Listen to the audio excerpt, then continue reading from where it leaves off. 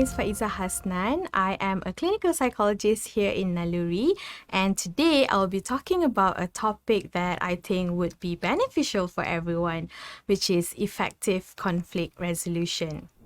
So we all experience countless conflicts and miscommunications during our lives, and this may have affected you in one way or another. And it is nearly impossible today to grow up in a family, work at a job, or having relationships without experiencing conflicts. That being said, conflict is inevitable. It's a normal part of life, it's natural, and sometimes even necessary for growth and development. So, what exactly is conflict? The essence of it includes disagreement, contradiction, and incompatibility. In simple definition, conflict refers to any situation in which there are disagreements between individuals or groups in relation to anything such as goals, thoughts, or even emotions. Let's understand why conflict is bound to happen, be it at home or workplace or in any kinds of relationships. The easy answer would be because we are human, and as a human, we develop different personalities, we have different perceptions, we have different values and interests, and all of these are based on our upbringings and experiences.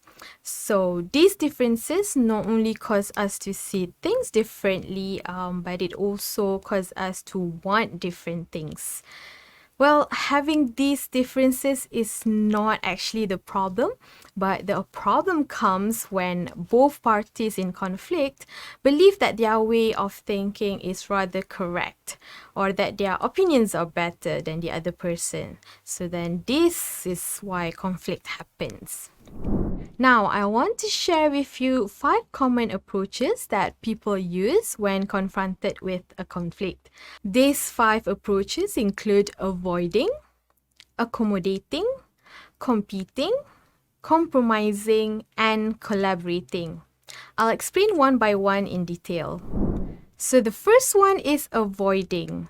So in this approach, there is withdrawal from the conflict. So the person essentially may ignore the problem or pretend that there is nothing wrong.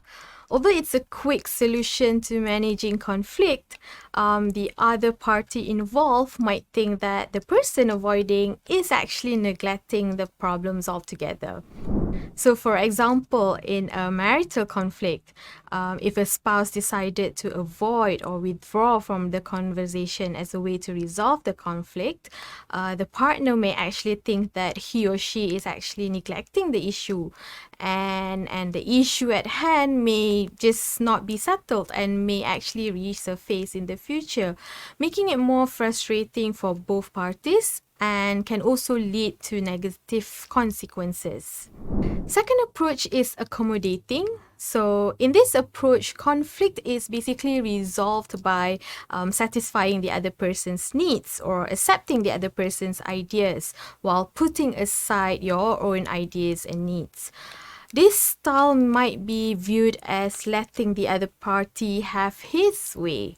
While this style can lead to making peace and moving forward, it can also lead to the accommodator feeling resentment towards the other party.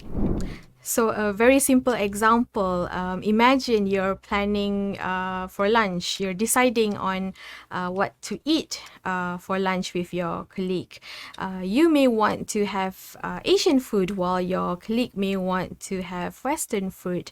But because you only have 1 hour to have lunch and you don't want to be spending more time not being able to decide.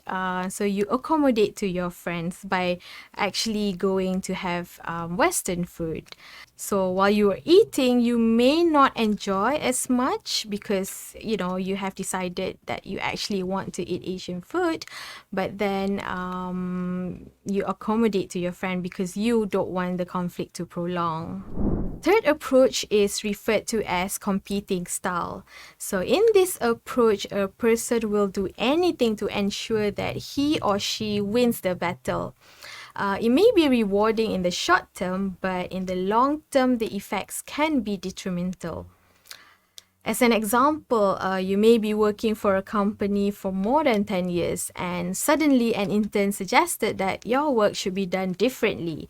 So instead of listening to him, you may demand that he just follow your instructions without actually giving him a chance to provide his reasoning. Here, it can be seen that you are competing or actually forcing the other party to go your way in order to resolve the differences in terms of how to do the job.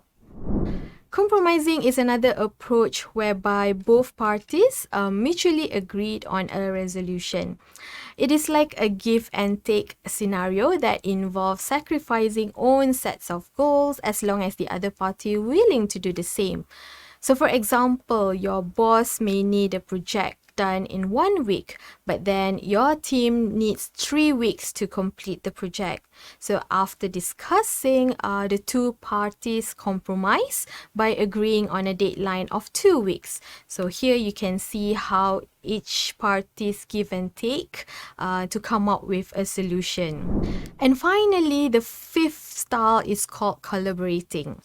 So collaborating approach aims to find a solution to the conflict through cooperating with other parties involved without actually compromising their own satisfactions.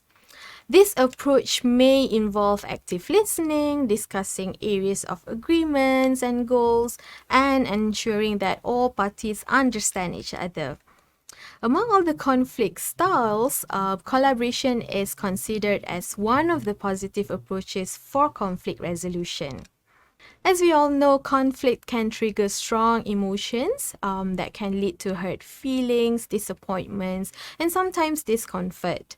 So, if the conflict is handled in an unhealthy manner, it can cause further destruction to the relationships that may or may not be repaired. On the other hand, when conflict is resolved in a healthier way, it will actually increase understanding, trust, and strengthen the relationship between both parties. Hence, I believe it is an important life skill that everyone should learn. As a definition, conflict resolution basically refers to the art of addressing those differences and finding common grounds that enable everyone to actually work together peacefully. Now, let's go through step by step on how to resolve conflict and the skills needed to achieve conflict resolution. So the first step to conflict resolution is to set the stage by creating an atmosphere of openness whereby the emphasis is to actually work together to achieve a mutually satisfactory solution. So you want to make sure that both parties understand how conflict may be a mutual problem and that it's important to resolve through respectful discussion and also negotiation rather than being aggressive to one another. Make it clear that it's essential for both of you to be able to work together and without resentment so that everyone can actually function effectively. Step 2 is taking turns to explain your feelings and thoughts about the situation you're in. So if possible, listen first before you talk. So aim to listen empathetically to the other person's point of view and make sure that they have finished talking before you speak. Emphasize that you want to resolve the situation through discussion and negotiation. Also ensure that you understand that the problem fully by asking questions for further clarification. It's important to use I rather than you statements so that no one actually feels attacked.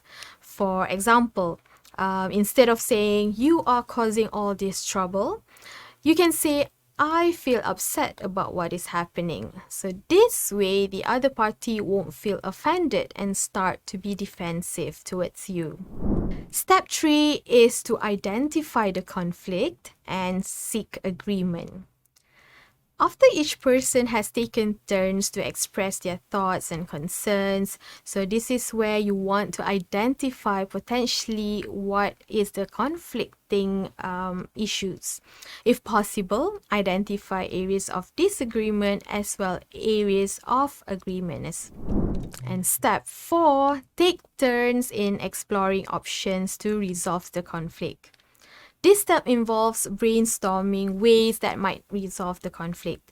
So at this stage, it's not so much about agreeing on a solution, but to stay open to possibilities and simply have each person clarify what they would like to see happened. Step 5 is agree on a solution. So after you have brainstormed, it's time to find an agreement. First, you can discuss which idea might make the most sense given the circumstances, or you might identify the solution that everyone involved can agree upon. At this stage, review all the possibilities and then come to an agreement of the solution. It would be good to also set a time to discuss how this particular solution may or may not work for each of you. Additionally, there are several points that I would like to highlight. So when you are resolving conflict, it's important to treat the other person respectfully and convey that you are not a threat, but you would like to work together to come up with a fair resolution of the problem. Be empathetic and not egotistical.